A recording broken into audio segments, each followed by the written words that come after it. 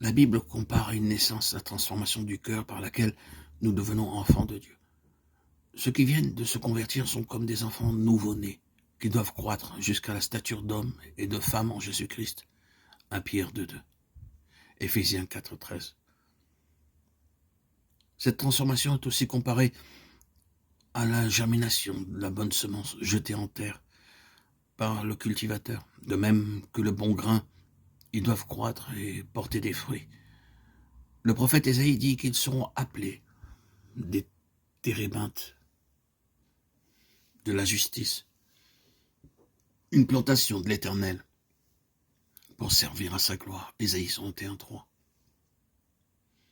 Ces illustrations tirées de la nature ont pour but de nous aider à mieux saisir les vérités mystérieuses de la vie spirituelle.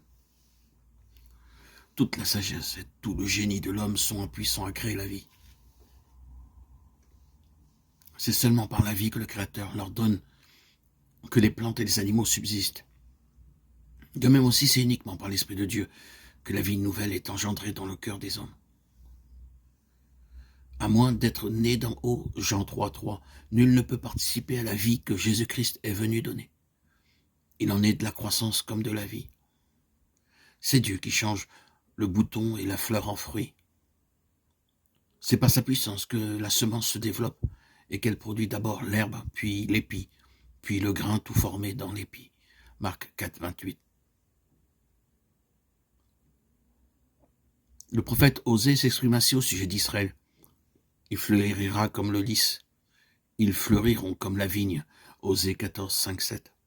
Jésus, de son côté, nous exhorte à considérer comment croissent les lys. Luc 12, 27. Ce n'est ni à leurs soucis, ni à leurs préoccupations, ni à leur effort que les plantes et les fleurs doivent leur croissance, mais à la puissance vivifiante de Dieu. Par ses efforts ou son chagrin, l'enfant ne peut rien ajouter à sa taille. Votre zèle et vos labeurs sont tout aussi inutiles en ce qui concerne la croissance spirituelle. La plante et l'enfant croissent en s'incorporant les éléments nécessaires à leur subsistance, l'air, le soleil, la nourriture. Jésus-Christ est à ceux qui se confient en lui. Ce que ces dons de la nature sont à la vie végétale et à la vie animale, il est leur lumière pendant le jour, il est un soleil et un bouclier. Ésaïe 79, Psaume 84, 12. Il sera pour Israël comme la rosée, il sera comme une pluie qui tombe sur un terrain fauché. Osée 14, 5, Psaume 72, 6. Il est l'eau vive, le pain de Dieu, qui descend du ciel et qui donne la vie au monde. Jean 6, 33. Par le don ineffable de son Fils, Dieu a entouré le monde entier d'une atmosphère de grâce tout aussi réelle que l'air qui circule autour de notre globe. Tous ceux qui consentent à respirer cette atmosphère vivifiante vivront et croîtront jusqu'à la stature d'hommes et de femmes en Jésus-Christ.